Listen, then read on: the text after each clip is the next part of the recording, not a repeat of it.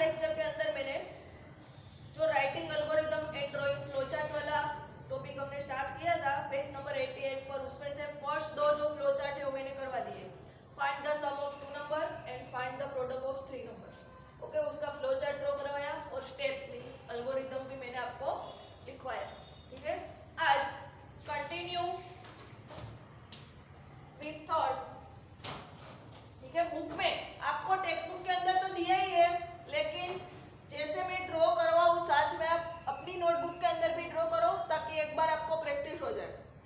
ठीक है, ताकि अगर कैसा लगेगा देख कर कि ये तो आ जाएगा, लेकिन जब ड्रॉ करोगे तब शेप भूल जाओगे कि कौन से प्रोसेस के अंदर कौन सा शेप लिखना है। ओके, तो बेटर ये है कि जब मैं ड्रॉ करवाऊँ यहाँ तो आप साथ साथ में अपनी नोटबुक में भी ड्रॉ करो।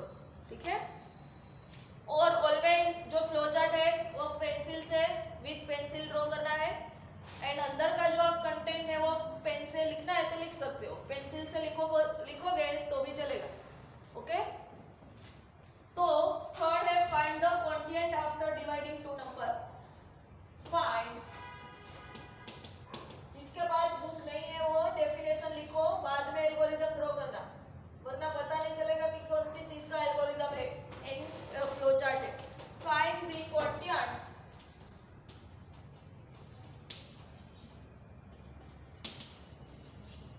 After dividing 2 number.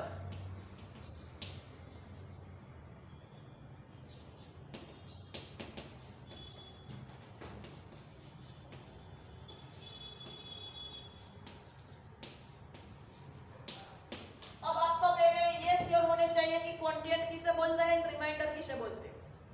For example suppose मैं केवल 2 नंबर लेती हूँ 29 डिवाइड बाय 2। ठीक है, ये 2 नंबर का मुझे डिवीजन करना है 29 डिवाइड बाय 2, तो यहाँ पर जो मुझे आंसर मिलेगा, ठीक है, डिवीजन का, उसे क्वोटिएंट बोलते हैं। क्या बोलते हैं? क्वोटिएंट। एंड लास्ट में यहाँ पर जो हमें मिलता है वो क्या बचता है? हमारा रिमाइंडर। इसे क्या बोलते हैं? Reminder. Is that clear? Okay, तो सपोज मैं 29 डिवाइड बाय 2 करूंगी, ठीक है, तो 2 1 जा 2 0, ऊपर से 9, 2 8 जा 2 4 जा 8, यहाँ कितना बचेगा? 9 में से 8 जाएगा तो 1। तो ये जो मुझे 40 मिला, 14, उसे क्या बोलते हैं? Quotient of division. एंड इसे जो यहाँ लास्ट में 1 बचा उसे क्या बोलते हैं? रिमाइंडर। तो मेक श्योर कि आपको क्वोटिएंट क्या है एंड रिमाइंडर क्या है वो पता होना चाहिए इन डिवीजन। ओके, चलो डेफिनेशन लिख ली, समझ ली। हमें क्वोटिएंट फाइंड करना है आफ्टर डिवाइडिंग 2 नंबर। ओके, तो सबसे पहले तो 2 नंबर का डिवीजन करना है तो आपको 2 नंबर लेने पड़ेंगे। ठीक है, इनपुट के लिए आपको 2 नंबर, फिर वो 2 नंबर को डिवीजन करवाओ, फिर जो आंसर है उसे प्रिंट करवाओ, एंड लास्ट में एंड। तो यहाँ मैं कहाँ से चालू करेंगी? बीइंग से, ओवल सेट के अंदर बीइंग। अब इनपुट है वो पैरेललोग्राम के अंदर लेते हैं, 2 नंबर लेते हैं, input A input B, 2 number लिए मैंने डिवीजन के लिए। अब प्रोसेस, कौन सी प्रोसेस करवाऊंगी मैं? रेक्टेंगल शेप के अंदर क्वोटिएंट के लिए क्यू के अंदर आंसर स्टोर करवाऊंगी, ए डिवाइड बाय बी। ठीक है, ये डिवाइड बाय की sign, A divide by B, ऐसे। तो मैंने ऐसे क्रॉस में लिखा ए डिवाइड बाय बी। अब ए डिवाइड बाय बी का जो आंसर है वो क्यू के अंदर स्टोर होगा, तो आउटपुट उसके लिए पैरेललोग्राम। पैरेललोग्राम मैं क्या लिखूंगी? प्रिंट, क्या प्रिंट करवाऊंगी? आंसर क्यू के अंदर स्टोर हुआ है तो प्रिंट क्यू, एंड लास्ट में ओवल शेप के अंदर and. Okay,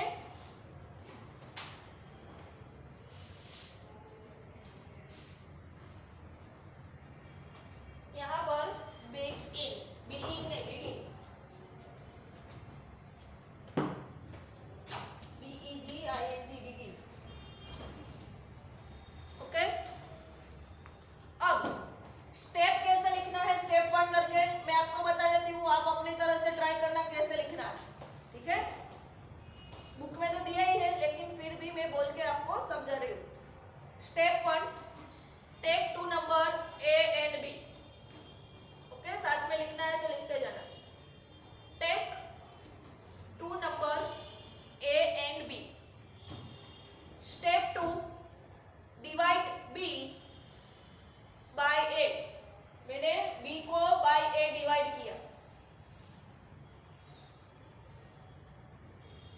divide B by A.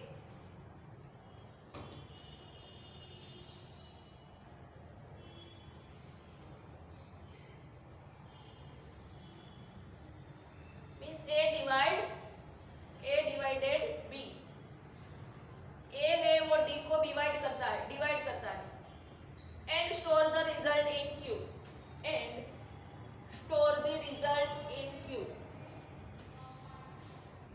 Step 3, display the value of Q. Step 3, display the value of Q. Okay, तो ड्रॉ करो, एल्गोरिदम का स्टेप लिखो, 3-4 स्टेप जितने भी स्टेप बनते हैं वो. ओके, मीन्स यहाँ पर 3 स्टेप बनेंगे. ठीक है, take 2 number A and B. ठीक है, स्टेप 2 क्या बनेगा?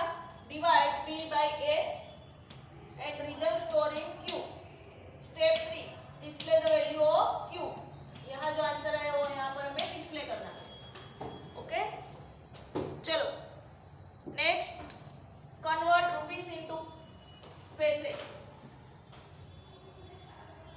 कन्वर्ट रुपी इनटू पैसे. रुपया को पैसे में कन्वर्ट करना है, जो आप 3rd और 4th स्टैंडर्ड के अंदर मैथ्स के अंदर पढ़ते थे. ओके, कन्वर्ट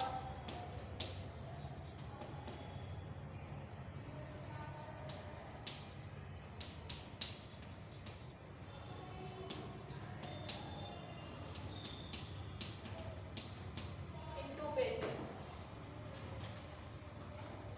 चलो कहां से स्टार्ट करेंगे?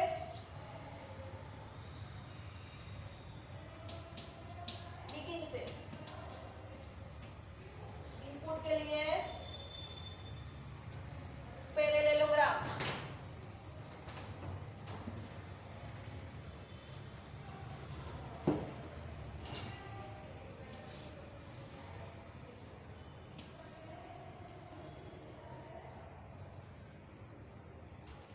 क्या लिखेंगे? इनपुट आर, यानी कि इनपुट रुपया. कितने रुपये को आपको पैसे में कन्वर्ट करना है? Input rupee are. रुपी के लिए मैं क्या लेती हूँ? Variable R. अब रुपी को पैसे में कन्वर्ट करने के लिए, इट मींस प्रोसेस रेक्टेंगल के अंदर रिजल्ट में पी के अंदर स्टोर करवाऊंगी. ओके, तो 1 रुपी मींस 100 पैसे, 100 पैसे. तो जितने भी मेरे पास 5 रुपी है, तो 5 को मुझे 100 से मल्टीप्लाई करना पड़ेगा. ओके, तो मैं क्या करूंगी? यहाँ मैंने इनपुट क्या लिया है? रुपी आर मल्टीप्लाई बाय 100. और इसका जो आंसर होगा वो मैं प्रिंट करवाऊंगी, यानी कि आउटपुट मेरे ले लो ग्राफ के अंदर. प्रिंट पी, लास्ट में ओवल शेप के अंदर एंड. ठीक है,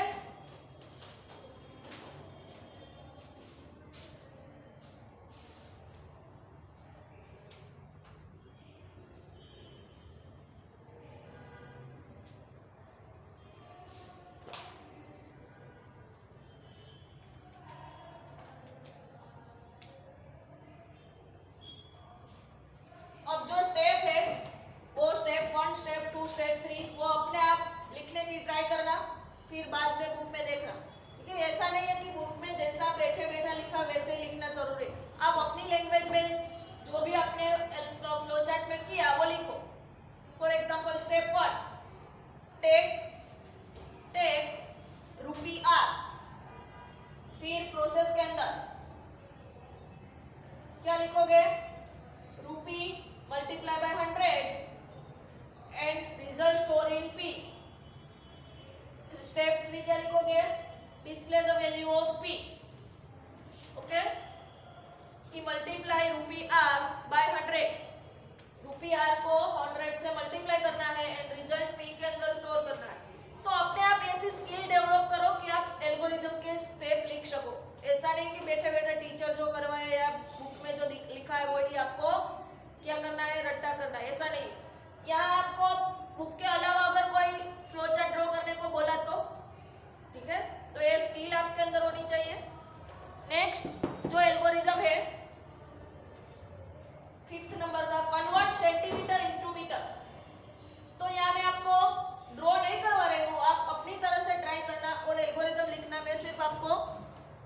क्या करना है, कैसे करना है वो बता देती हूँ।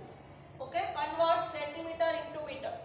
अब फॉर एग्जांपल मेरे पास 6 मीटर है, 6 मीटर, तो मीटर में सेंटीमीटर को सेंटीमीटर में कन्वर्ट करना है तो 1 मीटर इक्वल 100 सेंटीमीटर, तो 6 मल्टीप्लाई बाय 100 करना पड़ेगा मुझे सेंटीमीटर में, तो मुझे आंसर क्या आएगा 600 सेंटीमीटर। ओके, अगर मीटर में से सेंटीमीटर में कन्वर्ट करना है तो मैं 100 से मल्टीप्लाई कर दूंगी। अब आपको ये उल्टा पूछा है, सेंटीमीटर को मीटर में कन्वर्ट करना, क्या करना है, सेंटीमीटर को मीटर में कन्वर्ट करना है। फॉर एग्जांपल मेरे पास 800 सेंटीमीटर है, सेंटीमीटर को मीटर में कन्वर्ट करना है तो आपको 100 से डिवाइड करना पड़ेगा, डिवाइड बाय 100, तब जाके आपको 1 मीटर आंसर मिलेगा। ओके, तो यहाँ पर जो आप प्रोसेस करवा रहे हो वहां मल्टीप्लिकेशन की जगह क्या करना है, डिवीजन। और आपने सेंटीमीटर लिया है c, तो प्रोसेस के अंदर क्या करोगे, m equal to c divide by 100, print value of c, print value of m। Okay, तो ये जो convert metre into centimetre book के अंदर पेज नंबर 90 पर दिया है, convert centimetre into metre, flow chart draw करो, उसके स्टेप लिखो। ओके, ये मैं आपको करना आप पर छोड़ती हूँ ताकि आपको भी प्रैक्टिस हो। नाउ 6th नंबर का algorithm in flow chart.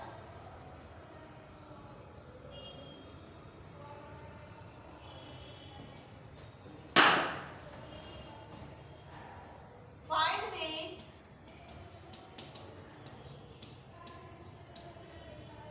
greater of two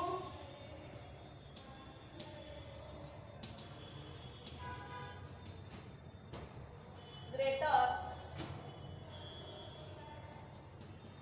of the two given number। आपको दो नंबर दिया है, उसमें से ग्रेटर कौन है वो फाइंड करना है, उसका एल्गोरिथम आपको ड्रॉ करना है। ओके,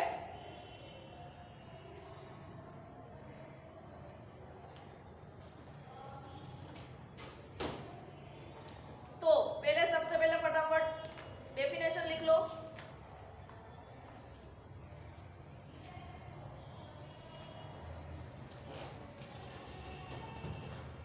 तो स्टार्ट कहां से करेंगे, बिगिन।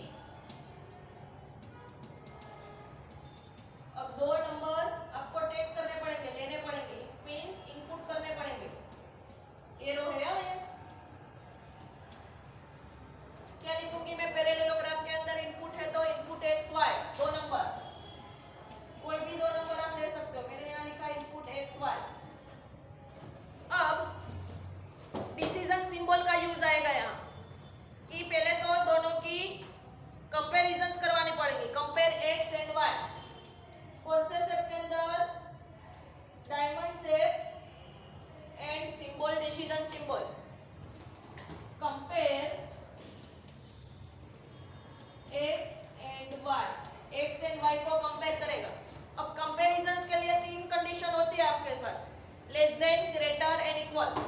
ठीक है, तो अगर यहाँ पर एक्स ग्रेटर है तो इस तरफ, ठीक है, एक्स लेस देन है, X less than Y and X equal Y.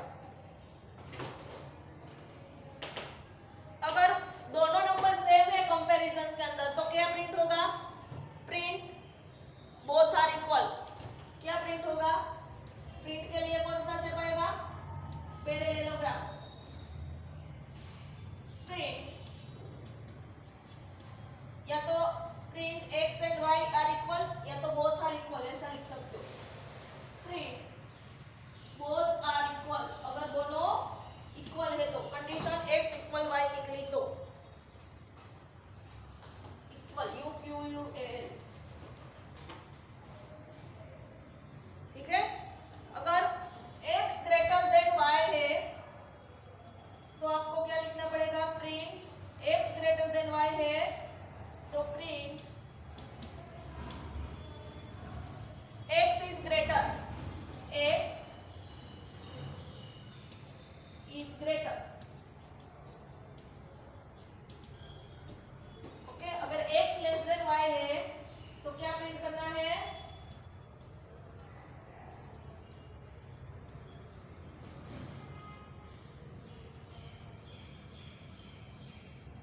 x less than y है तो कौन बड़ा होगा? Print y is greater.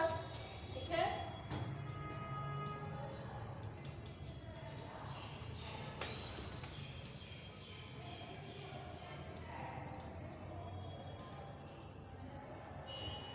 y is greater.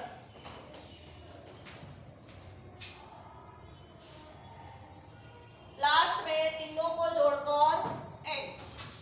Okay,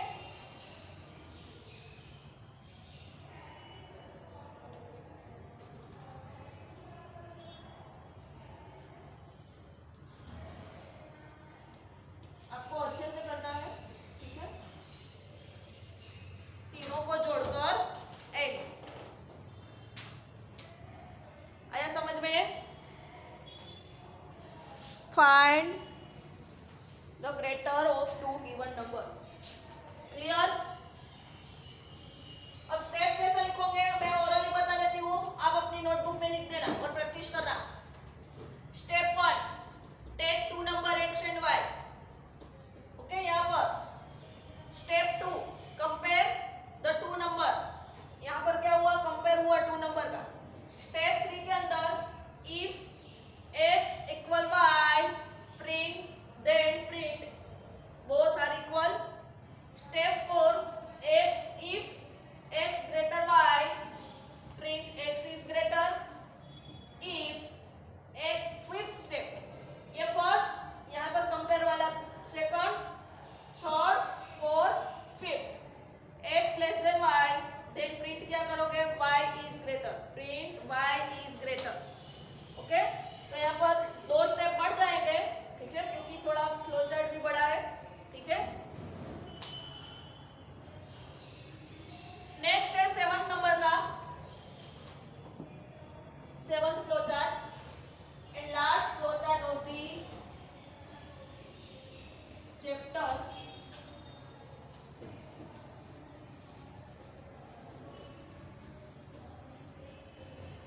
क्या है? Check whether a student has passed or failed. ठीक है, आपको क्या चेक करना है कि student, check whether a student has passed or failed if his or her, या तो लड़का या तो लड़की, marks are less than 35 then fail. ठीक है, मार्क्स है वो लेस देन 35 है तो फेल, 35 से अप है तो पास। तो कैसे ड्रॉ करेंगे? बिगिन से स्टार्ट करेंगे।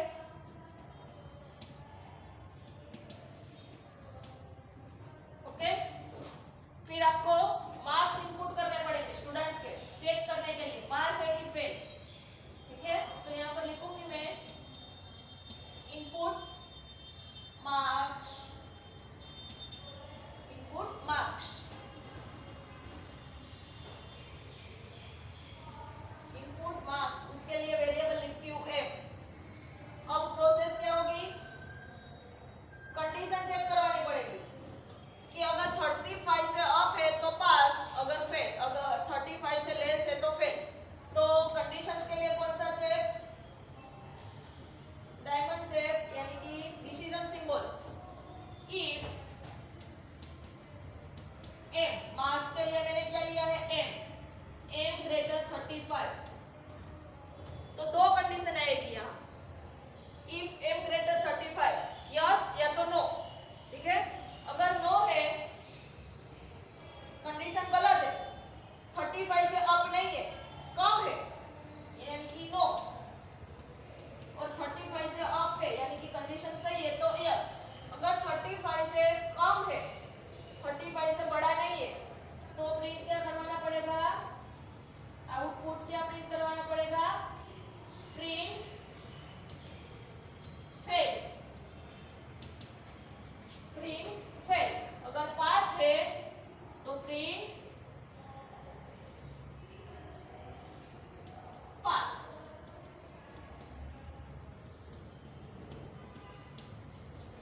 आया समझ में?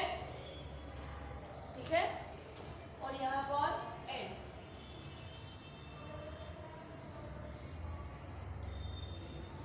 अब अच्छे से, और यहाँ से भी कहाँ जा रहा है फ्लो चार्ट? एंड की तरफ। तो यहाँ एंड के साथ ज्वाइन कर दो।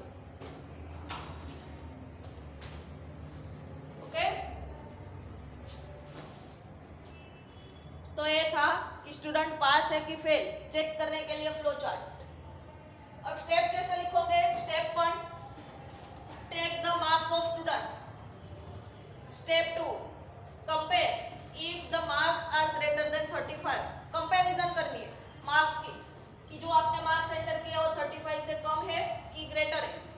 फॉर एग्जांपल आपने 50 डाला है 50, तो एम ग्रेटर देन 35 कंडीशन सही है तो यस में जाएगा, तो पास प्रिंट होगा, बाद में एंड हो जाएगा। स्टेप अब फॉर एग्जांपल आपने यहाँ 30 डाला है तो 30 ग्रेटर देन 35 कंडीशन फॉल्स यानी कि नो, तो प्रिंट क्या होगा? फेल। तो लास्ट में क्या हो जाएगा? एंड।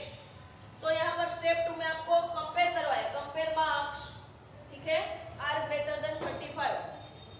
स्टेप 3 में क्या लिखोगे आप? If marks greater than 35 print pass, else यानी कि एल्स है तो एल्स मींस फॉल्स, अगर नहीं है तो प्रिंट फेल, ठीक है। तो सारे एल्गोरिदम एक बार अच्छे से लिख लेना एंड फ्लो चार्ट ड्रॉ कर लेना। ओके, नाउ पेज नंबर 92 पर आपको जो चैप्टर नंबर 3 की एक्सरसाइज दी है, ठीक है, वो करवा देती हूँ ताकि यहाँ हमारा chapter number 3 algorithm development complete हो जाए। ओके, तो फर्स्ट के अंदर आंसर आएगा खाली जगह is nothing but a step wise solution to a given program. तो फर्स्ट के अंदर आंसर होगा प्रोग्राम। सेकंड, एंड खाली जगह is a set of precise rules for accomplishing a task or for solving a problem. Algorithm is a precise rules. Third, a graphical representation of a process using standard symbol is known as flow chart. Graphical representation of symbol. Graphical representation of symbol. Fourth, the खाली जगह symbol indicates the beginning and end in a flow chart. कौन सा symbol? Terminal symbol. Shape कौन सा है? Oval. And symbol कौन सा है? टर्मिनल। The खाली जगह symbols indicate the path to be follow. Flow line. Fifth के अंदर आंसर आएगा फ्लो लाइन। 6, 7, 8।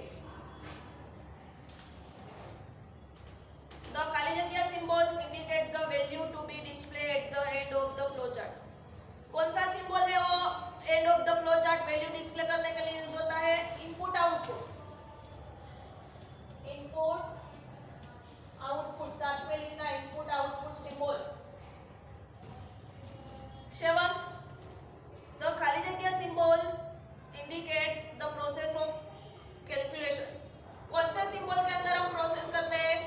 प्रोसेस सिंबल के अंदर यानी कि रेक्टेंगल के अंदर जो कैलकुलेशन हमें करनी होती है, प्लस माइनस मल्टीप्लिकेशन डिवीजन जो भी करना, कहाँ करते हैं? प्रोसेस सिंबल के अंदर।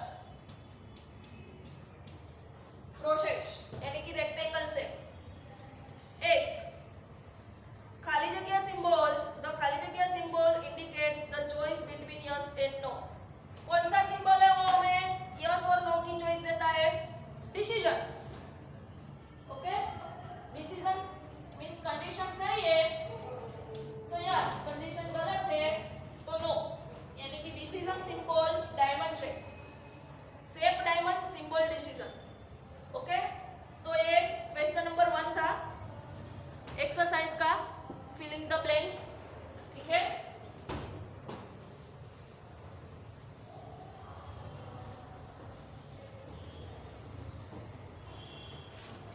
Now, question number 2.